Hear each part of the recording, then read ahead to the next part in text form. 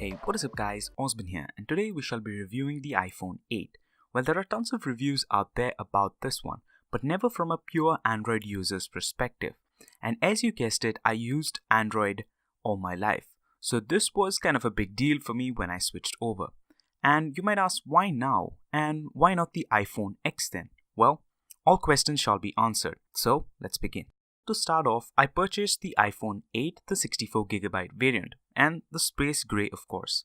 And I'll tell you why this is the best bang for your buck late in the video. I was already kind of familiar with the iOS experience as most of my buddies had one and I used it now and then. But where it really surprised me was when I used it on my own. Some of the things just really made sense and some of the features which I thought I would never use kind of grew on me.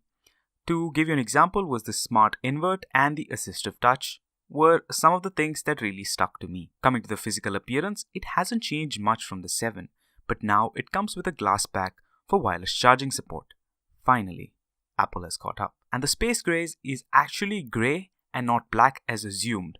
So if you shine the light just right on it, you'll actually get the space grey. I'll logically break down why I went for this model, and if you like my choice, you can opt one for it too. Well, the first things first is the reason I didn't buy the iPhone X was that I wasn't willing to sell my kidneys for it. I'm serious. All jokes aside, being in Canada it's almost $1,500 for a 64GB variant. And that is more than a powerful gaming laptop with a GTX 1060 in it. So, no thank you. But I know most already made the purchase or else you wouldn't be here. So sure, the larger than screen to body ratio is nice, but it doesn't justify the price tag. Not as of yet, at least. Now, the second strong compelling reason was that I love Touch ID more than Face ID. Sure, it's more secure and all that, but just see how many are enjoying it and prefer it over the fingerprint. Well, it's not as fast as I can see online, which is being told by a lot of users, and maybe later down the line when it develops and becomes more accurate and quick, I may consider it, but for now, I will stick with Touch ID. Now, you may also wonder why I didn't go for the iPhone 8 Plus. Well, it ties down to usability, and I find that for my hand size, the 8 is perfect. And I don't know about you, but I love one-handed use, and this phone gives me just that. Now, sure, there are some trade-offs that you have to deal with, and I'm totally fine with that. For one is that you just get a single lens setup instead of dual one, and yes, the picture quality is going to be slightly better on the rest two iPhones.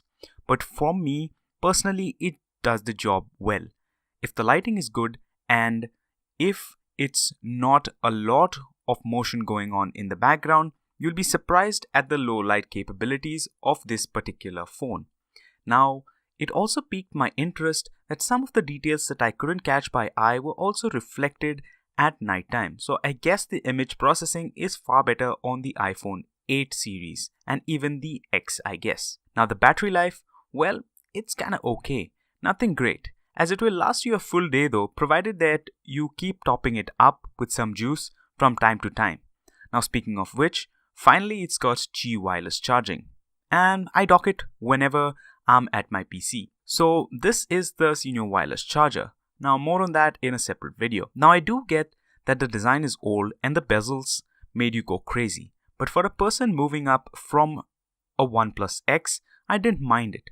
But if you have experienced a larger screen to body ratio phone, then you will pretty much disappointed from the start. So I would rather suggest you skip this one and go with the iPhone X. Consumption of media on this was also amazing, as it's got sort of a stereo setup with two speakers, one up top and one at the bottom. It can get decently loud, but what I noticed is once you cross about 70% of the loudness, tapping the screen, it just kind of vibrates.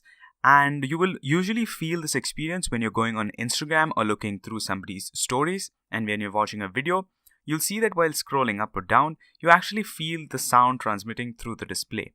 Now, it's not kind of an annoying thing, but it's just something that I noticed. Now, the absence of the headphone jack means that you have to use the included earbuds, which are not that really great, or the dongle, or turn to Bluetooth. And I also did notice that the iPhone favors the headset that have a W1 chip. Now, if you want to see more on that, click on the cards above. I have a full video of the Beats X, which have the W1 chip, and you'll definitely see how it treats that different from a regular Bluetooth headset. Besides that, the listening experience was decent and I didn't have any call drops, and at the end, the overall package was really good. So to conclude, if you're just looking to get your feet wet into an iPhone game, this is a great start. And for me, for sure, it was right off the bat and I really liked it. And definitely I would recommend this for somebody if you're grifting this Christmas, as they are being offered by most of the carriers for quite a discounted price. So if you're in the US or Canada, make sure that you check some of these deals out. I'll link some of them below and you can get yourself this brand new compact phone. So that's it for this video. Subscribe if you're new to this channel and like it if you enjoyed. That being said, I'll catch you guys later on the next one. Till then, you guys stay awesome and Merry Christmas.